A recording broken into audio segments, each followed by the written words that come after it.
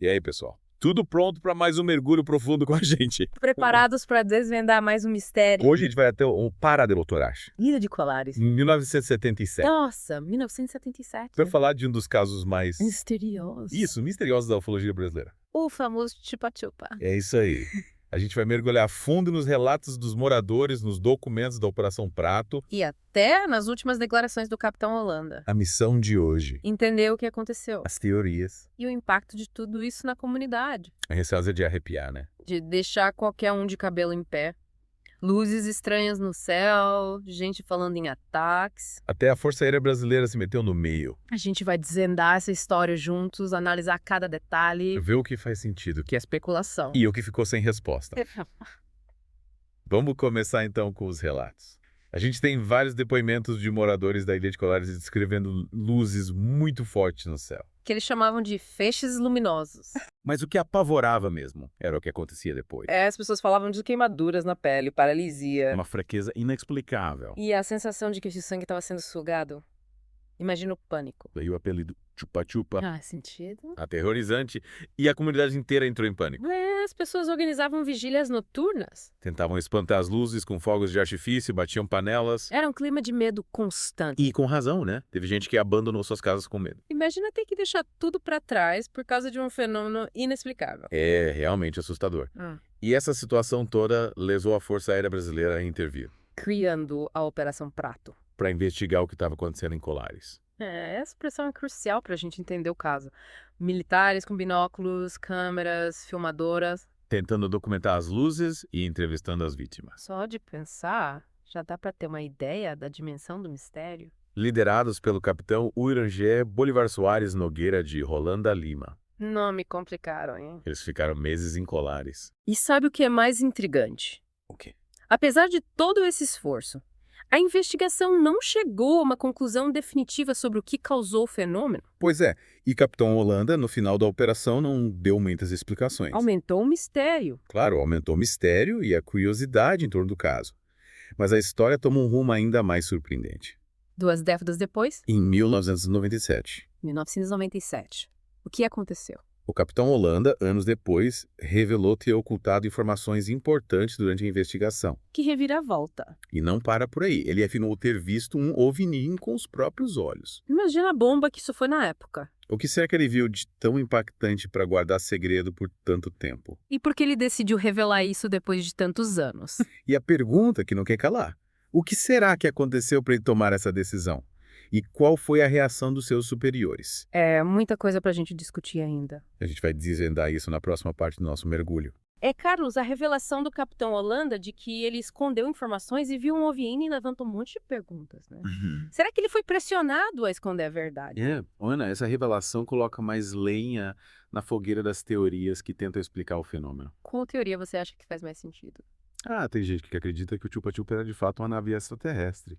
Sei. E que as luzes eram alguma tecnologia alienígena. Faz sentido, né? As descrições das luzes, os relatos das pessoas se sentindo paralisadas, com aquela sensação de sangue sendo drenado. Parece coisa de filme de ficção científica. Parece mesmo. Mas a ufologia é cheia de casos intrigantes e sem respostas definitivas, né? É verdade.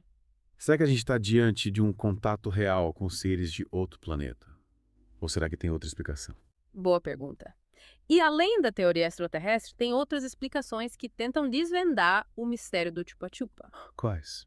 Alguns pesquisadores acreditam que o fenômeno pode ter sido causado por algum tipo de evento natural ainda desconhecido.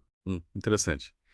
Que tipo de evento natural poderia causar efeitos tão bizarros? Tem gente que especula que as luzes poderiam ser algum tipo de descarga elétrica atmosférica rara, ou até mesmo um fenômeno geológico que liberaria gases e causaria queimaduras e outros sintomas. Entendi. Mas essas teorias naturais não explicam tudo, né? Como explicar a sensação de paralisia e a suposta drenagem de sangue? Verdade. E é por isso que algumas pessoas defendem uma teoria ainda mais polêmica. A de que o chupa-chupa seria resultado de experimentos militares secretos. Essa teoria é intrigante. O que leva as pessoas a acreditarem nisso? Que o governo brasileiro ou até mesmo potências estrangeiras estariam envolvidas em algo tão obscuro? Bom, o fato da Força Aérea Brasileira ter criado a Operação Prato já levanta suspeitas, né? E a revelação do Capitão Holanda de que ele escondeu informações só aumenta a desconfiança de que algo estava sendo escondido. Faz sentido.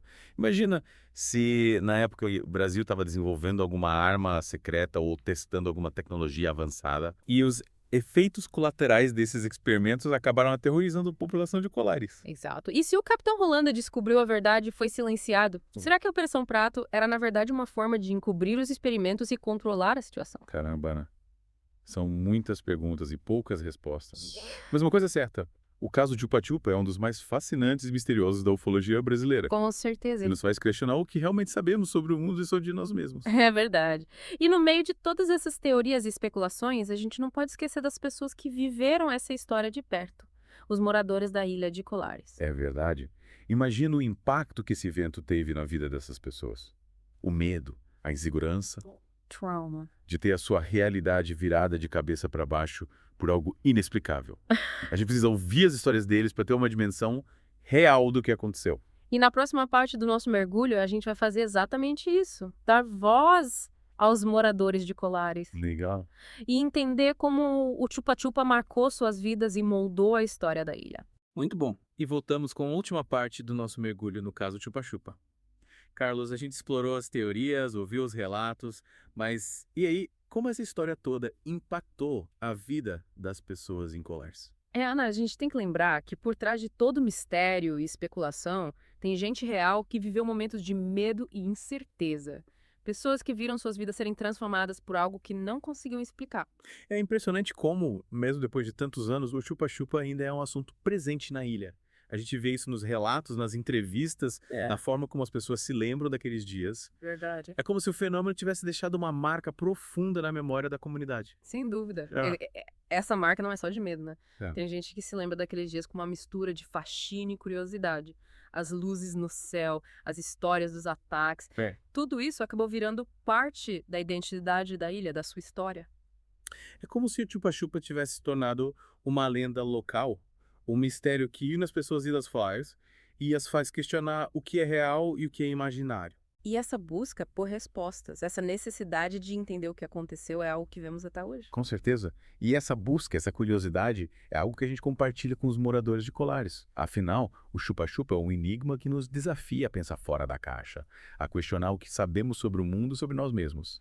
E o mais interessante é que mesmo sem respostas definitivas, o caso de Chupa-Chupa nos ensina a ter a mente aberta, a considerar diferentes possibilidades, Sim. a reconhecer que o universo é muito mais vasto e misterioso do que a gente imagina. Exatamente. E essa é a beleza da ufologia, da busca por vida além da Terra. Ela nos coloca diante do desconhecido, nos faz questionar nossas certezas e nos impulsiona a explorar os limites do nosso conhecimento. E mesmo que a gente nunca tenha todas as respostas sobre o Chupa-Chupa, o importante é que a gente continue buscando, pesquisando, debatendo. Porque nesse processo, nessa busca incansável pelo conhecimento, que a gente se aproxima da verdade, seja ela qual for. É isso aí. O caso Chupa-Chupa é um lembrete de que a realidade pode ser muito mais estranha e fascinante do que a ficção. E a gente espera que esse mergulho profundo tenha instigado a curiosidade de vocês e que vocês continuem explorando os mistérios do universo. É isso aí. Quem sabe um dia a gente consiga desvendar todos os segredos do Chupa-Chupa e entender de vez o que aconteceu naquela ilha distante no coração da Amazônia. Por hoje é só, pessoal. A gente se encontra no próximo mergulho com mais histórias, mistérios e descobertas. Até lá!